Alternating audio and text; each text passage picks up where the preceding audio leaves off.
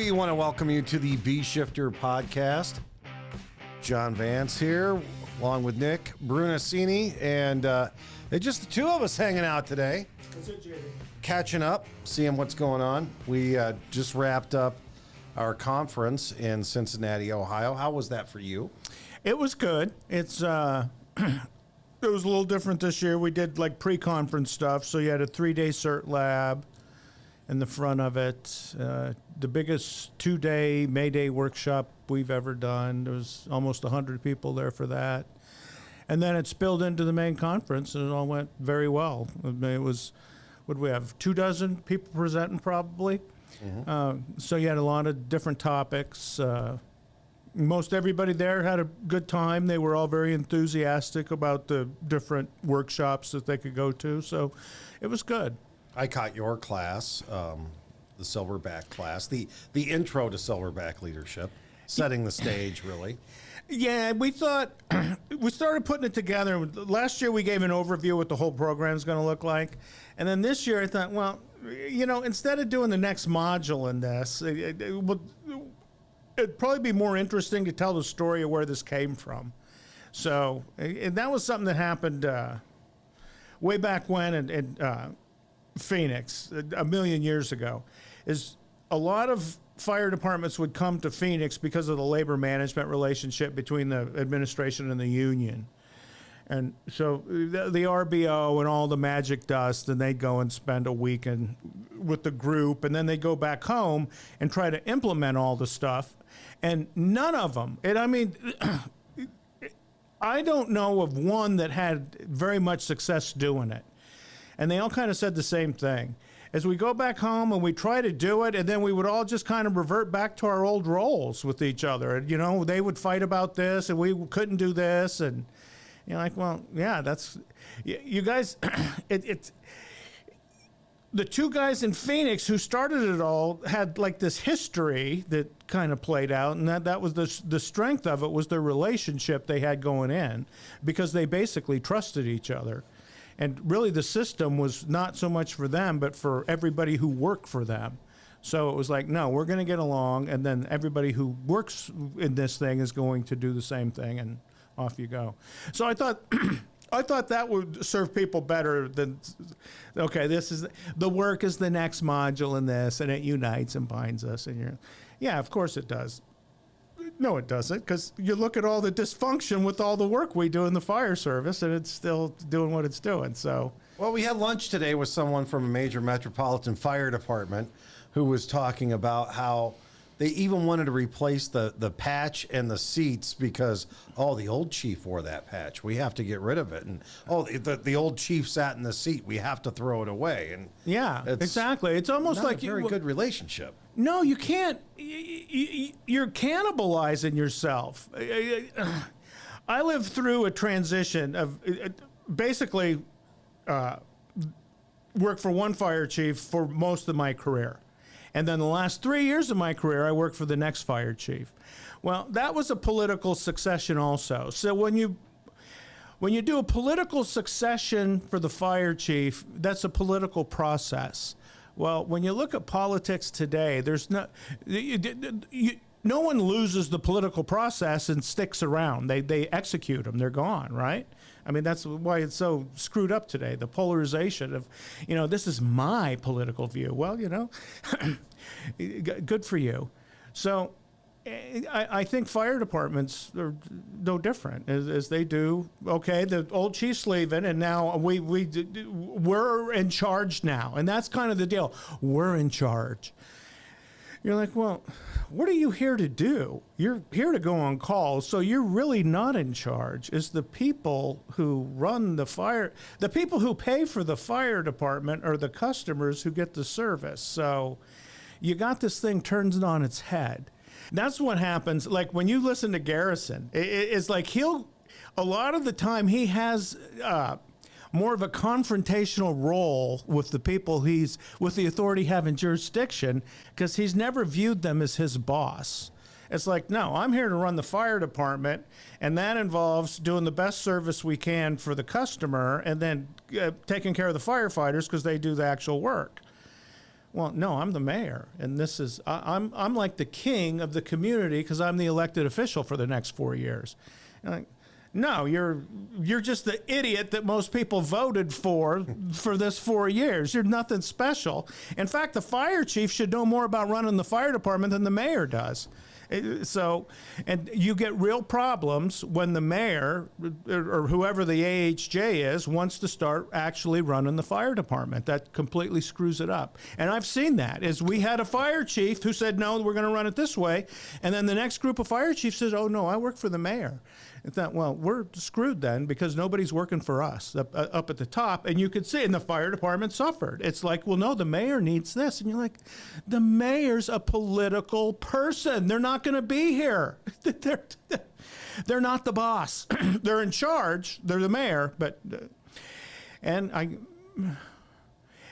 Even firing the fire chief is tough for the mayor in a lot of places. They can do it, but it's. I saw a deal the other day where a guy just quit.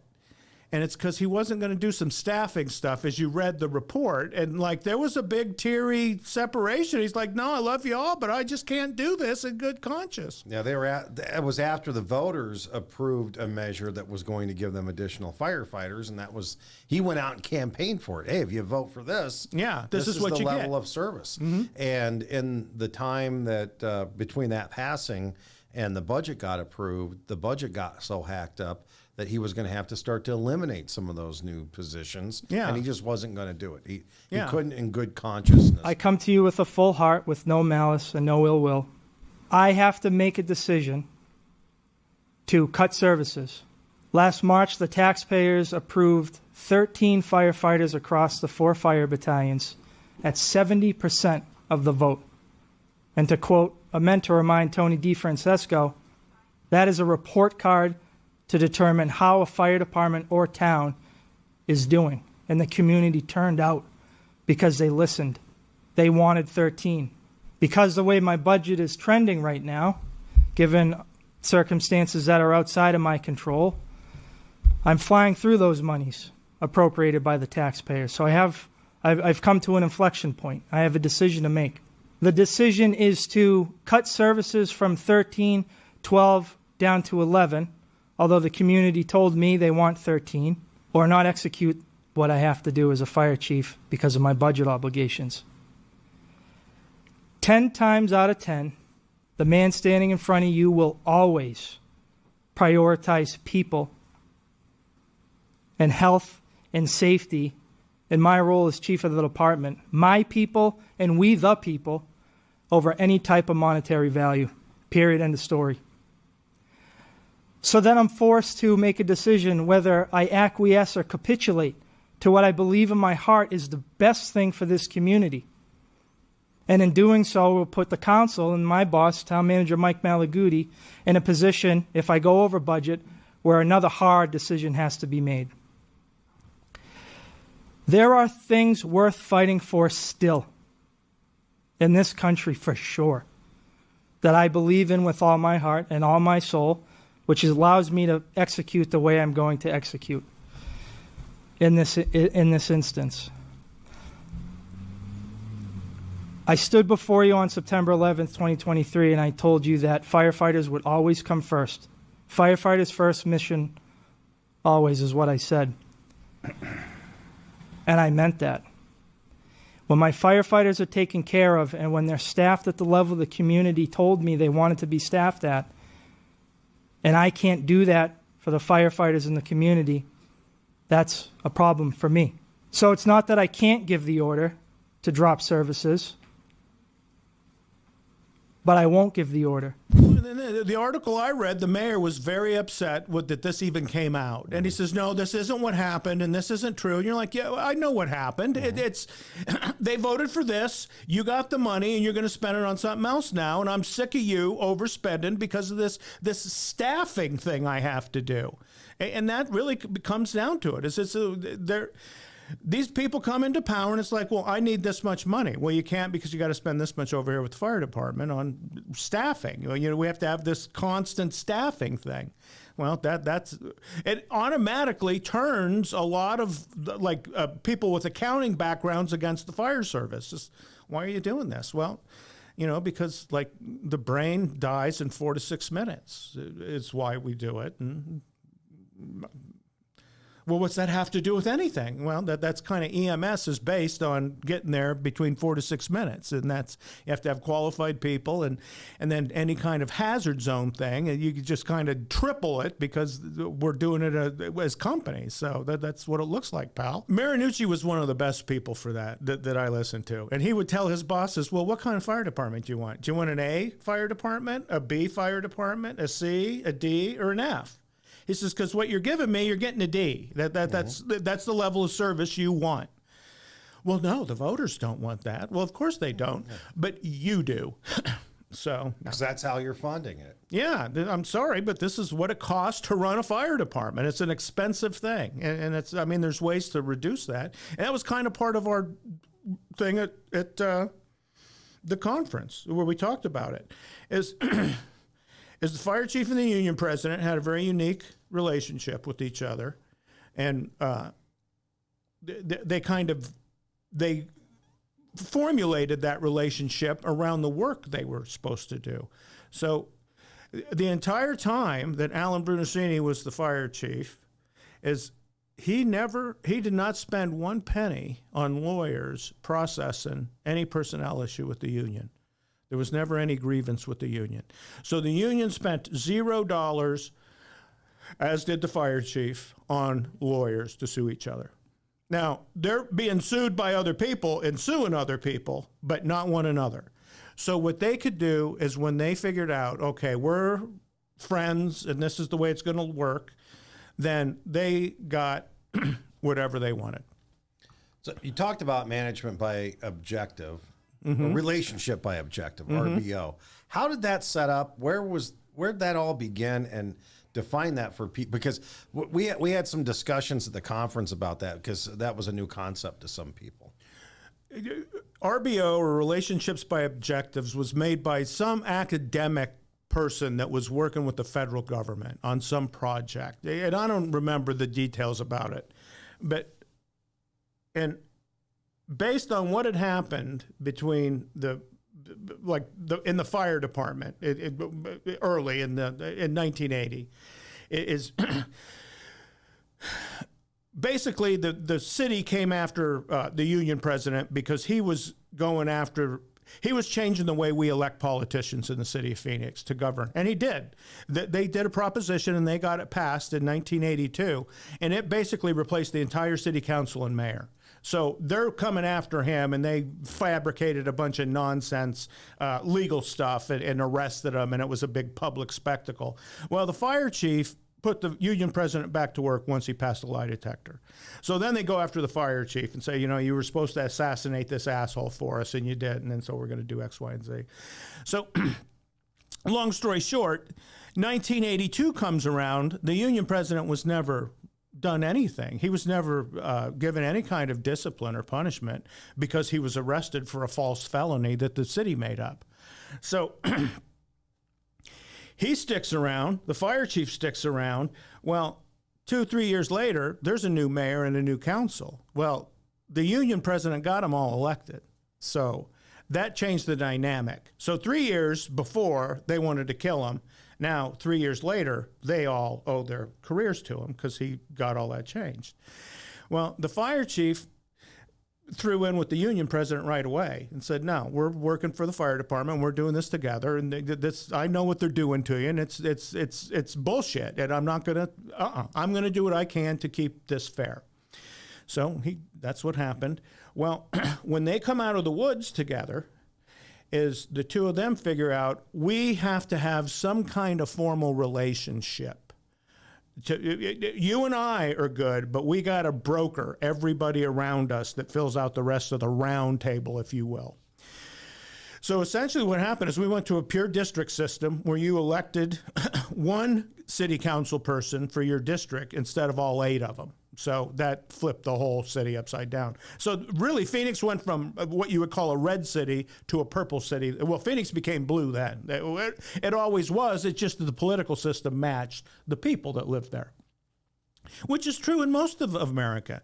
Densely populated places tend to be more liberal because there's more people living together and have to kind of put up with one another. So we tend to give each other a little more running room, I guess. I don't know, whatever the reason, but that's what happened. So the two of them hook up with this federal mediator who's invented RBO, relationships by objectives. So now what we're going to do is really what that means is we're going to manage this organization around the work you do. That's what the objective is. The objective is the work. Is it service delivery? As we go out and deliver service, the fire department, what I figured out in the last 45 years is what we do is we de-escalate shit.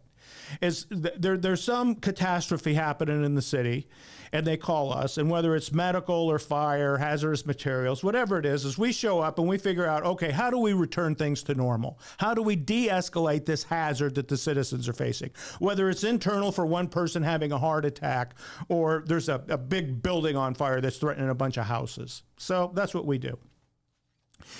So the union president figures out the fire chief is like the authority on this, on doing the work. He's written all the standards. In fact, my boss in the IFF is his best friend. So now you've got the small chapter meets the big chapter, and now you've got a strange organization afloat. You got Alan Brunacini, Al Whitehead, Pat Cantelmi, Vinnie Bolin, a bunch of other lunatics that are like firefighter people that say, no, this is what the fire service needs to do to go to the next level and do what its mission is in the future with modern technology. So they get together and they do this RBO thing, and that's what it was. And so the fire department reorganized around the districts. So we went from battalions to districts, essentially. Big deal. But we had 5 major divisions or sections within the fire department. You know, operations, training, logistics, admin, all the standard stuff you have. Well, the union structured themselves the same way. So now you got a fire chief with 5 assistant chiefs. You have a union president with 5 vice presidents. So they made these committees for each one of the sections. So like the operations section was the deployment committee. So any deployment issue, which is pretty much anything that you would dispatch a call, is deployment. So any kind of customer service request went through the deployment committee. Well, you had the assistant chief of operations, and then the vice president, some vice president of the union was his counterpart on the committee. So those two were the chairs. And then, but like as a BC, you had to go to all the deployment committee meetings, and they had them once a quarter. So, and you would go and they'd talk about deployment stuff. So they did it the same for all 5 sections. And then once a year, you would go and have a labor management retreat where they would take 2 days. And essentially, it was just like quarterly reports on steroids. They would talk about, okay, this is what we did last year. Here's all of last year's goals and what we wanted to get done. Here's where we are with that. So that's the first day. Then the second day, it's like, okay, next year, here's the work we need to do. So we're going to pick up from where we left off this year and move into this. Boom, boom, boom, boom. So that's what RBO was. And it was just an agreement on this is what we're going to do. And then it got to the point where every 2 years, the city, it went from every year negotiating the union for a contract to every 2 years. They said, this is stupid. Why are we doing this we get along, let's just do it every 2 years. They probably wanted to go every 3 or 4, but they thought, nah, too much stuff happens and we got to work that into whatever the MOU is. So the city negotiating team would meet with the union once every 2 years, and they would do the MOU and the benefit package that the bargaining unit would get. So they did their thing, and then the fire department did its thing. This is what we're doing over here. Boom, boom, boom. So the two had this system that you could process, and that's the way they advertise it. You can process the disagreements and the differences between the two sides with the system without suing one another, essentially. Or without it escalating to the point where it's I'm going to blackball you. I hate you. And so these vice presidents of the sections would meet with the chiefs, the assistant chiefs on a regular basis. Yeah, it was a public meeting. Okay. And so you would have these meetings all the time, and you would have them usually at admin, and it was published in the buck slip. Mm. So every week we put out a weekly communication, and you say, okay, this is when these committees are meeting. Like the deployment committee would meet, and most of the time nobody cared. It's like, okay, you get 20 people to a meeting. You get some shift commanders, you get the ops chief, some union guys, and so whatever they're talking about, whether it's the new apparatus design or rapid intervention stuff, whatever the hell it was, is that group would get together and do whatever they were going to do. And like I say, it was once a quarter. So there was a time where we got squads after 9/11. I mean, the federal government's just giving you whatever the hell you want. So we're going to get 3 squads. They're figuring out, first of all, if they're going to call them rescues or squads.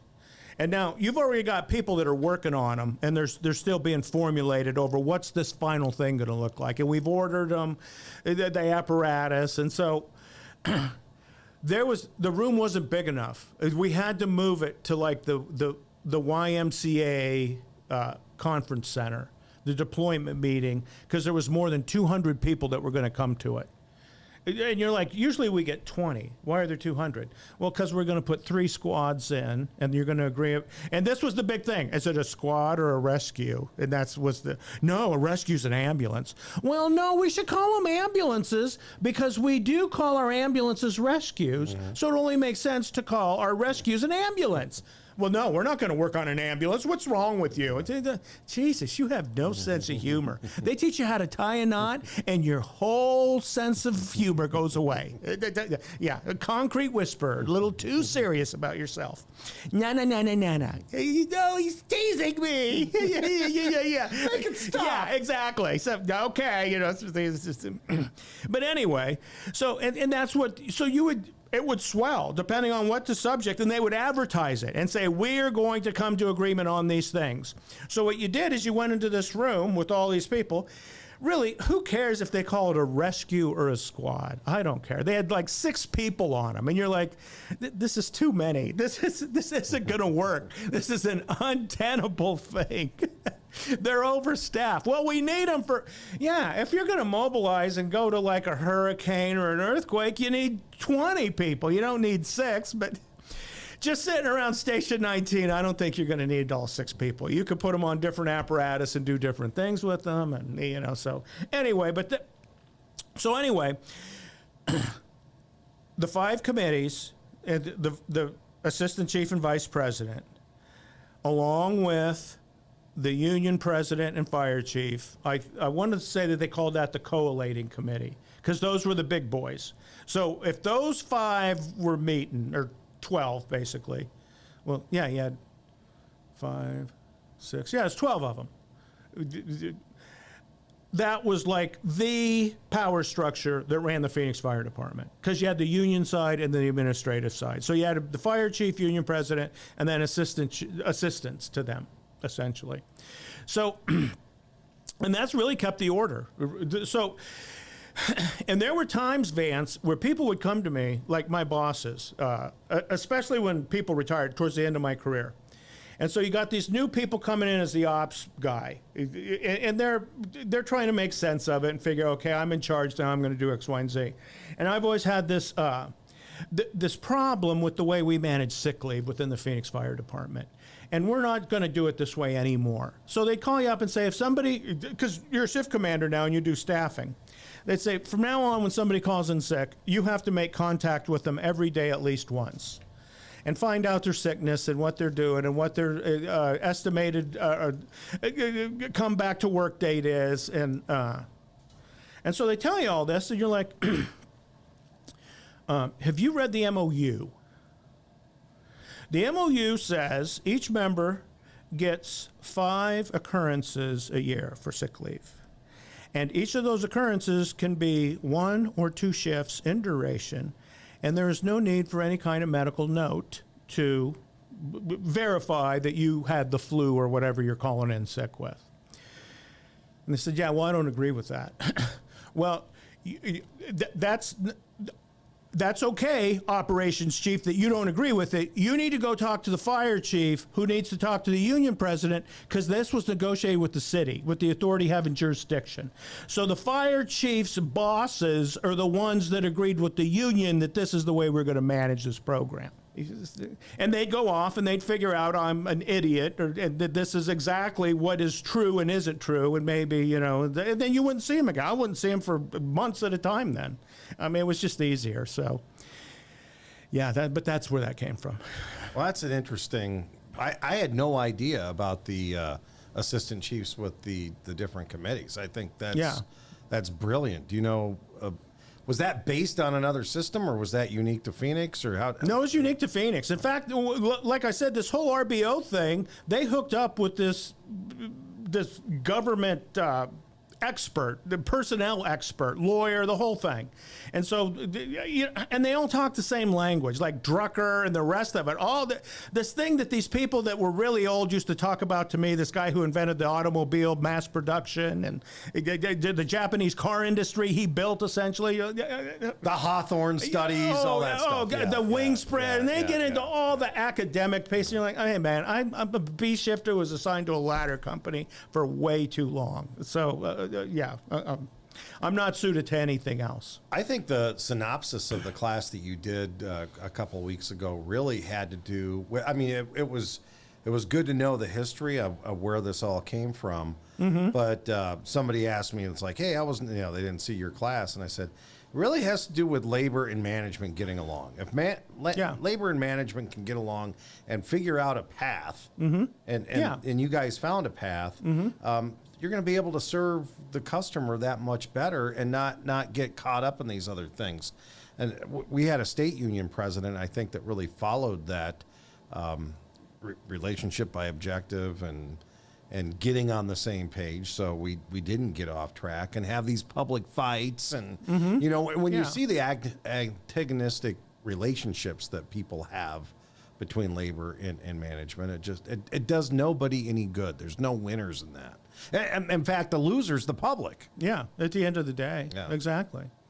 Well, and it's not like they got along perfectly the whole time. I mean, the fire chief and union president have different jobs, and sometimes their wants, needs, and desires conflict with one another. And the two of them would tell you, no, that this is why we do this, is we work them out. This should not derail us. As the more that we can do what we want to do, the more both of us are going to get. See, and that's what I took away from it, watching it. Like in the back row there, as you could see, the more those two gave away their power, it came back tenfold to them. It was, and they weren't power junkies. Anyone that knew the two of them would tell you, no, they're the most chill people, and what they focus on is their work. Period. Alan Brunacini's work is providing emergency services to the community. Pat Cantelmi's work was being the union president. And nobody did it any better than those two while they were together. Period.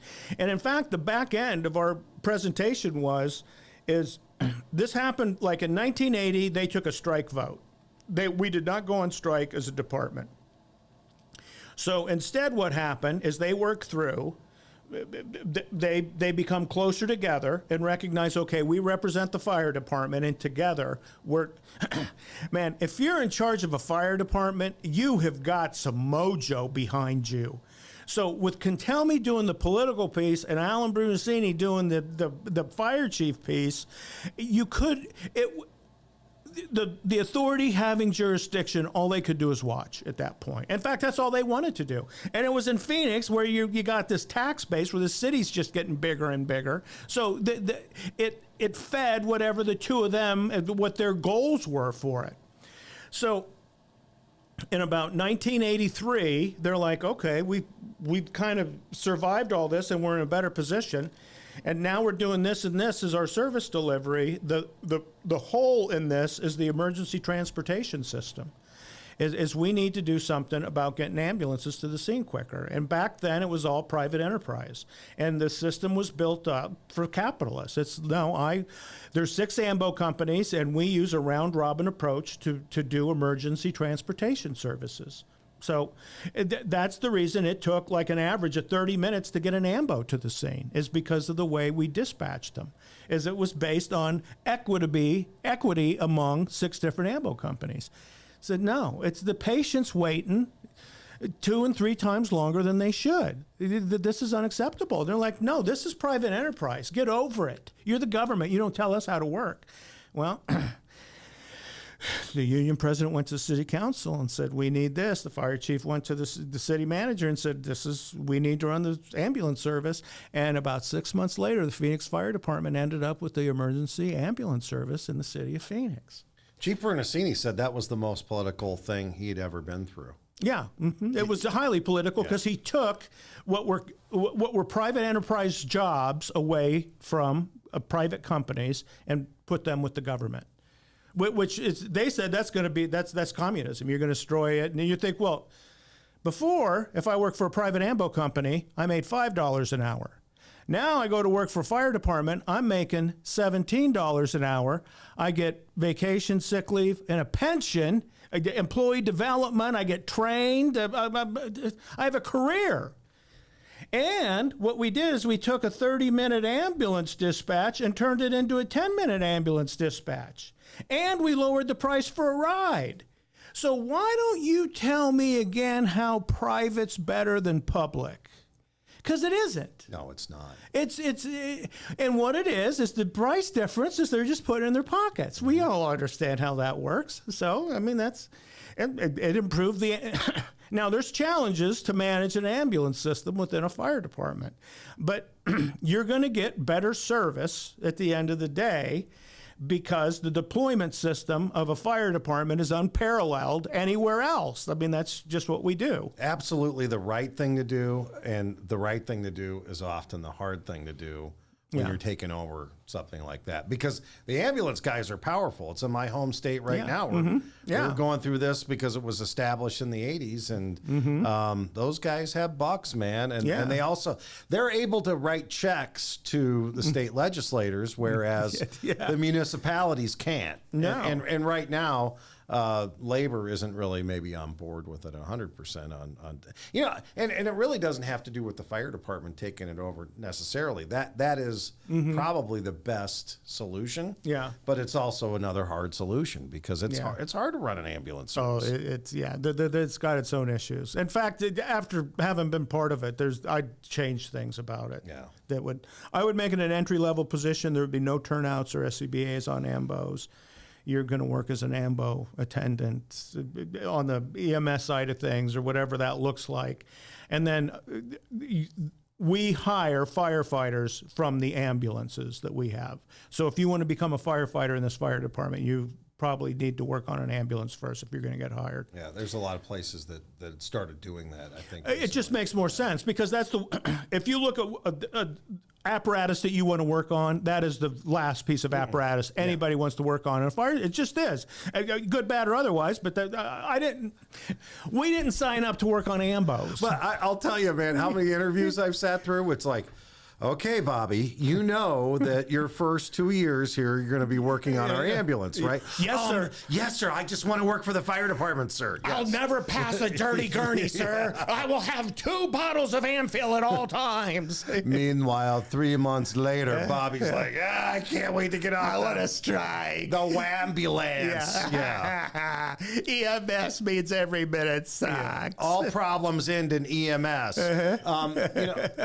I think what happens though too is from 1980 or 85 when that was to even in the early 2000s is far too many people are relying on our ambulance services for their basic health care, which is a whole other issue that we're probably not going to solve here, but that's what it's growing into. I used to tell people all the time the fire department is not going to solve homelessness. We're going to roll on it, but we ain't going to solve it. So, and I think if you know that getting on the truck, it just puts you in a better position to deal with it. It's like, okay, I'm going to go on another one of these and I'm going to have to be patient. And it's almost like putting your turnouts on. It's just a different form of it. You're facing a different set of hazards. It's okay, I'm going to see Bunghole George for the 5th time this shift. And he keeps looking worse each subsequent time we see him. So you guys actually gave anyone working on the ambulance light at the end of the tunnel, because when your dad was working there, it was your first 250 shifts, or it was specified. It's like, okay, I know I've got to go to work 250 times. Yeah, but that was generational. I mean, we started and it was like we had no idea. And then you thought, oh, this is something. And then there was like a hiring freeze and like early. The SNLs failed way back in the day, the late 90s or whatever it was. And so there was a period of like 2 years where we didn't hire a lot of people.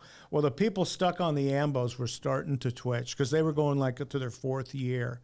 And in fact, there were some that you had to put in witness protection because the crew took... They tackled them before they could get the K-12 started to cut the rig in half, kind of stuff. So those old, like AA stories that we tell.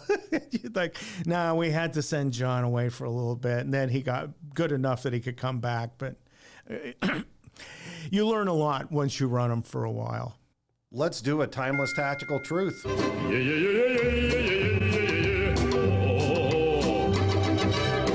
The 10 of diamonds. I'm just going to make cards up that don't exist. This is the 47th spade. All right. No, the 10 of diamonds. If the incident escalates and the command post capability does not, the IC and the entire incident operation may never catch up. What does it mean the command post capability does not? We would build command teams. So if you're... rocket and rolling and you're assigning a bunch of task level units and you don't have enough strategic support very quickly, and then just as quickly tactical level officers to take the attack positions over, then that's what we're talking about. So you've got to have the strategic and tactical wings keep up with the task level, especially when you're overlaying, if they're facing an elevated level of risk, if they're operating an IDLH. You need the help in the command post. Yeah. Sooner than later. Exactly. So like in our system, we had 2-person battalions. So you could do over an alarm out of a BC's rig by having your partner go to the logistics channel to start assigning level 2 stage companies to the incident action plan. Well, that's a lot easier to do in a 5-person command post. And you don't lose your support officer when you do that then. So as quick as we could, we'd get them in a 5-person command post. And then we would leave the IC and the support officer on their own channel. And then logistics would typically be the engineer who drove the command van would take the logistics position and set logistics up. And then the shift commander's partner would take over the safety function if we were doing that. And then the shift commander become the senior advisor of the command team. And areas like mine, we just build our box alarms so we get plenty of chiefs. So exactly. We bring in chiefs from all over. 100%. Not unusual for us to have 7 chiefs on a structure fire now. Exactly. You can plug them in. And they all show up kind of in the same time frames ours did. You just get them there and they just arrive a little bit differently. So you just pair them up and do whatever you're going to do with them. So it works out pretty well. And then the nice thing about it is it's the same routine. So, it's kind of everybody knows what to expect when you get in. So like will you use an engineer to run the logistics section? Well, yeah, they're the best at it. They know. And then they know who to talk to in the dispatch center when we need heavy equipment and other things that's why we use them. Get me a backhoe. Yeah. What kind do you need? Oh, there's the senior, the old deputies, the staff deputies. There's different kind of backhoes. You think, there's a lot of different kinds of heavy equipment. We have to specify. It's very important. Oh. Yeah, see, we like going to the dump because we get their operators, and we can't break their stuff because they have big, spiky steel wheels on them. Yeah, it makes the men tingle when they see it. It's like giant Tonka toys. That's it. All right, Nick, thanks, man. It's a pleasure, Great JB. conversation as always. Yeah. Thanks so much for listening to B Shifter. See you next time.